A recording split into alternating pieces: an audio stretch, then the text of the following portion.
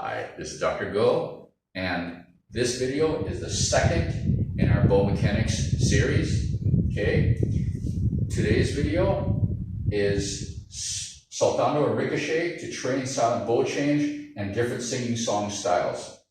It's split into three. I can see I didn't number this, 1, 2, 3. I circled this one and not those two. Sorry, oversight. But anyway, number one is twinkle variations D and E for saltando and ricochet. Saltando for finding the supinated hand, because everybody's natural supinated hand is a bit different, okay? And ricochet for sensitivity and releasing the bow, the feeling of releasing the bow, which is really important for getting the silent bow change mechanics and theory of number 2, okay? So if the hand is too tight, it's difficult to make a silent bow change. And the silent bow change is a basic. It's not an advanced technique.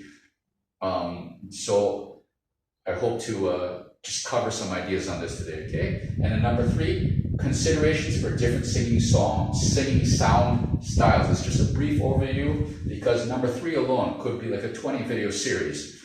Different composers from different parts of their life will demand different sounds. Late Beethoven is a different sound from Mozart, is a different sound from Brahms, so, and etc., etc., etc. This is mostly for those aspiring for professional orchestra positions, either regional or full professional, because let's face it, competition is getting more fierce every day. And like I said in the previous video, none of this is necessary to win a job, but it does help. It does help for sure. Okay, so without further ado, let's get started. Okay. Number 1, variation D and E. Variation D and E in Twinkle are the okay, those, but we practice them in several different ways. I'll link my tutorial on those different ways in the description below. Now, for saltando, it's basically, I'll demonstrate on variation D, which is just your natural supinated position. And what you're looking for is to be able to make a loud sound with no scratch. Okay? It looks something, if you're crooked, you get this sound. If you tighten too much, you get the scratch. Okay? So what you're looking for is just this nice, sorry, scratch that one.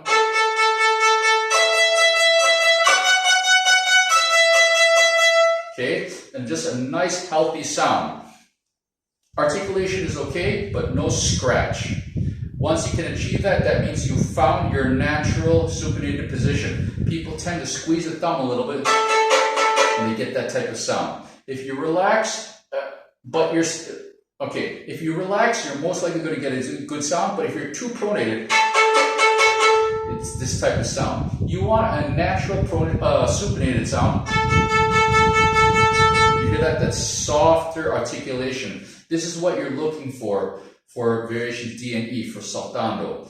And once you can find that nice soft articulation with a loud sound, with no scratches, you found your natural supinated hand. Everybody's hand is going to be different. Every school of violin will teach a slightly different form of a supinated hand. That's fine. As long as you can make this sound, it's comfortable, it feels good, it sounds good, you're on the right track. Then, ricochet.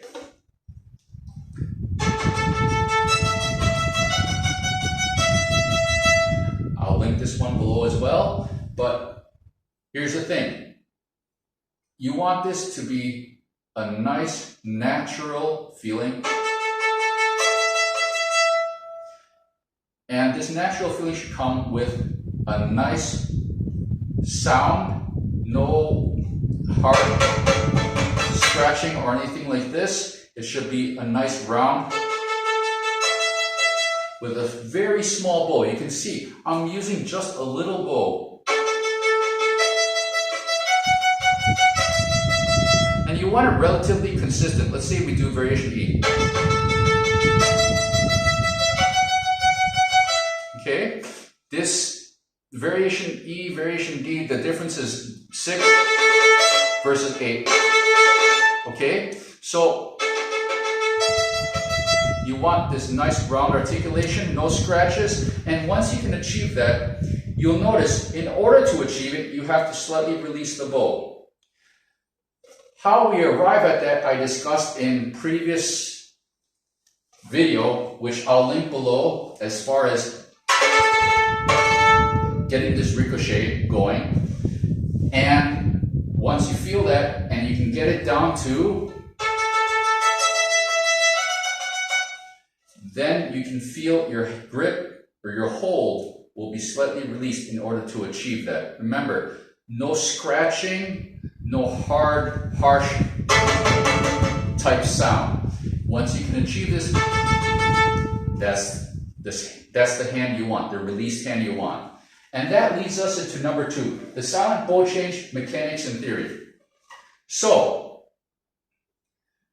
on the previous video, we had discussed both the letter C as well as that what I call the smiley face dip from Kreutzer 14. Now, that is the main portion. However, at the ends, you have to allow for a little bit of a release in order to allow the bow to change. Because remember, the hair, if you look at it under a microscope, is like little follicles that you could say like hooks, but it's more like little triangulars that catch the string. And so you have to allow for those to go from really catching the string to reducing the amount that they're catching in order to make a bow change that is unnoticeable. A silent bow change is basically a bow change where you don't hear a hard articulation. That's a hard articulation. A lot of people you will see, young players, because their arms are too tight and so they yank to go in the opposite direction. We don't want to do that. So,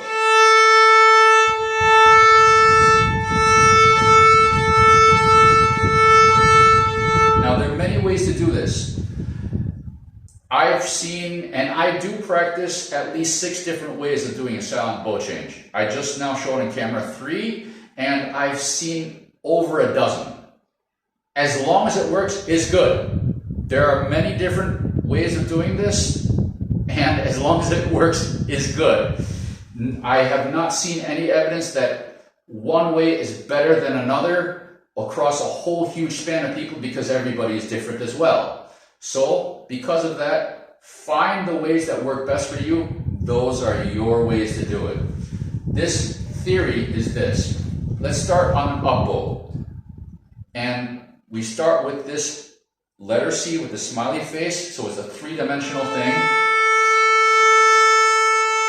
And as we come to the silver winding, and our hand is supinated, we release both the contact point and we release the weight from the hand, just a bit. You have to experiment how much you're going to release. You release too much, you end up lifting the bow. That negates the whole thing, okay? So you want to make sure that it's still a nice sound. You don't want this. Release it, okay? And when you release it, you want, with this released hand, soft knuckles. The base knuckles here, it's important to have these base knuckles and the next knuckle be very loose. And you'll want to play around with that. One mistake a lot of people do when they're starting to work on finger motion in the frog is they isolate the wrist, they lock the wrist, elbow, and shoulder, and that's not natural, that's not part of a bow change. You want everything coming from the shoulder blade, and working everything in concert. So these knuckles, with the whole right arm apparatus, and you want it moving like a snake. So on the upper part of the bow, is the same thing. You have a slight release. I'm going to do that one in slow motion in case you missed it. So here I'm doing a slight release. I'm still doing my letter C with my right arm. I'm still doing that letter C. But because I released, it's easy for me to change the direction of the bow. Now some people do teach a circular motion. Circular motion like this with the right hand. And I've seen it work very well for some people. For me, it doesn't work that well. It could be because of my forearm length. Not sure. It could be because the technique, I haven't mastered it yet. Could be that as well. But that is another way. For me, it works better just to go one direction and right back the same direction I came from. So these are some ideas to try out and see what works best for you. But the theory is basically that you want that three-dimensional C-shape and smiley face shape arm movement and a release of the fingers, the hand, the weight at both ends of the bow to allow the hair to release its catch in the string for a smooth transition. Now, is it possible to do a loud, smooth bow change? Yes, but you have to experiment with how much weight and how much speed you need going into and out of the bow change. Now, I have a friend that said, I've seen him teach my students, and he said, when you go into a bow change, same speed, same angle, in and out of the bow change. And he has beautiful bow changes. So that's one way to do it. We go on to considerations for different singing sound styles. Now, there are many different ways of changing the sound. What are the basic concepts of sound production? We have the weight of our arms delivered directly through these two fingers. This is for the Franco-Belgian hold. Russian hold, depending on which one you're using, could be slightly different from what I've seen, but I cannot tell you from experience on that one because it's been a long time since I used that really properly. Let me take that back.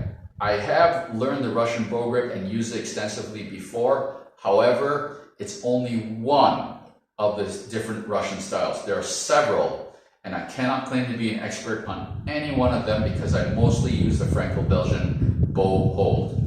So, with that being out of the way, different singing sound styles.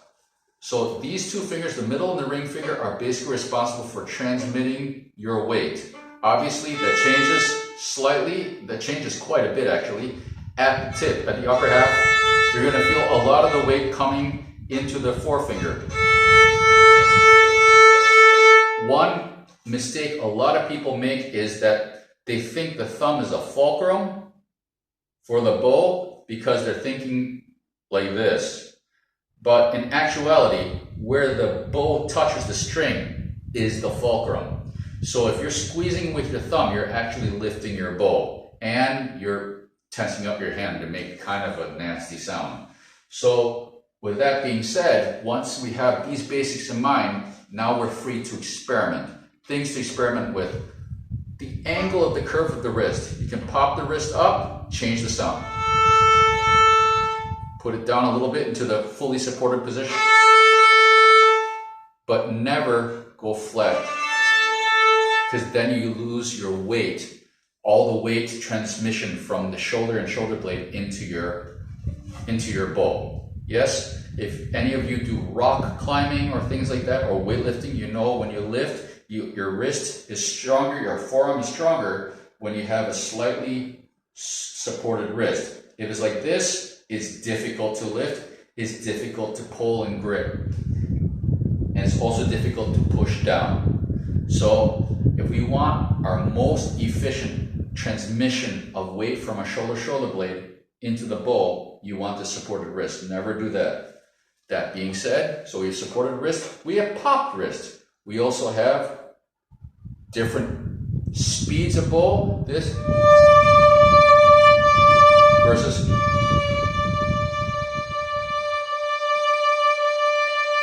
you notice this speed, this sound, versus completely different. These are things that I would call completely different sounds that I would use for different composers. And we go on to, what about contact point? This, a more insistent one. It's not just for dynamic, it's also for color. Remember, if you're going for an orchestra audition, you have to be imagining that you are playing inside the section. Nobody wants to hire somebody that is going to screw up the section and throw off the whole orchestra. Okay? They want somebody that is going to be basically a good addition to the ensemble, not a negative addition. So if you're going to go into a section and be a sore thumb, you're hurting the section.